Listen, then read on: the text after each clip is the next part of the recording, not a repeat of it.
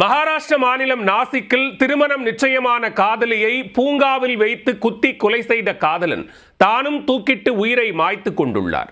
காதல் தோல்வியில் காதலன் விபரீத செயலில் ஈடுபட்ட சம்பவத்தின் முழுமையான பின்னணி என்ன? அவள் கதை முடிந்தது.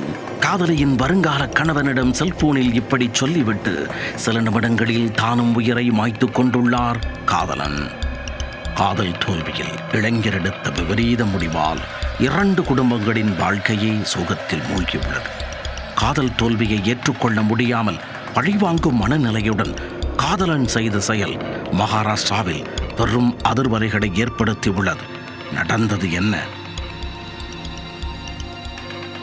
மகாராஷ்டிரா மாநிலம் நாசிக்கைச் சேர்ந்த வைசாலி என்ற இளம் பெண்ணும் சாகில் என்ற இளைஞரும் காதலித்து வந்ததாக கூறப்படுகிறது.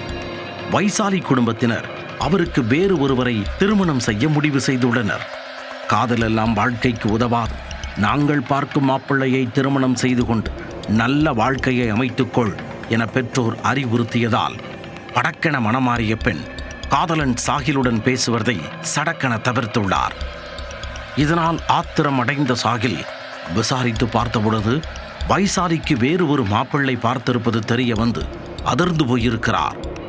தான் ஏமாற்றப்பட்டோம் என்பதை அறிந்து மனம் வெதும்பி போன அவர் வைசாலியை நேரில் சந்தித்து கடைசியாக ஒரு முறை பேச வேண்டும், வருகிறாயா என கெஞ்சி இருக்கிறார். அதனை நம்பிய வைசாலி நாசிக் இந்திரா நகர் பூங்காவுக்கு சென்று சாகிலை சந்தித்திருக்கிறார். அங்கு ஆவேசமாக காணப்பட்ட சாகிலை பார்த்ததும் பயந்து போன வைசாலி உடனே தனது வருங்கால கணவருக்கு போன் செய்துள்ளார். அவர் செல்போனை கட் செய்ய வேண்டாம் என கூறிவிட்டு இந்திரா நகர் பூங்காவிற்கு வேக வேகமாக வர ஆரம்பித்தார். கடும் கோபத்தில் இருந்த சாகில் வைசாலியிடம் தன்னை மோசடி செய்தது குறித்து ஆத்திரத்துடன் கேள்வி எழுப்பியிருக்கிறார். அப்போது இருவருக்கும் இடையே சுமார் 30 நிமிடங்கள் கடும் வாக்குவாதம் நடந்ததாக கூறப்படுகிறது. இந்த உரையாடலை போன் இணைப்பு துண்டிக்கப்படாததால் வருங்கால கணவர் மறுமுறையில் கேட்டுக்கொண்டே சம்பவ இடத்திற்கு விரைந்து வந்துள்ளார். வாக்குவாதம் முற்றிய நிலையில் ஆத்திரமடைந்த சாகில் தன்னிடம் இருந்த கத்தியை உருவி வைசாலியை சரமாரியாக குத்தியிருக்கிறார்.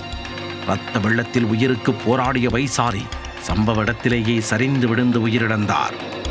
அதன் பிறகு வைசாலியின் கையில் இருந்த செல்போனை எடுத்து சாகில் வைசாலியை கொன்றுவிட்டேன் என்று வருங்கால கணவரிடம் கூறிவிட்டு அங்கிருந்து தப்பிச் சென்றதாக கூறப்படுகிறது. கொலை நடந்த இடத்தில் இருந்து சுமார் 2 கிலோமீட்டர் தொலைவில் மரம் ஒன்றில் தூக்கில் தொங்கிய நிலையில் சாகிலின் உடலை போலீசார் மீட்டனர்.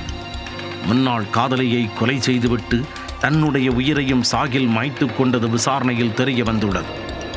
இந்த சம்பவம் தொடர்பாக வழக்கு பதிவு செய்துள்ள போலீசார் வைசாலி திருமண முடிவு குறித்து சாகிலுக்கு தகவல் தெரிவித்தது யார், திட்டமிட்டு கொலையை அரங்கேற்றினாரா என்ற கோணங்களில் தீவிர விசாரணை நடத்தி வருகின்றனர்.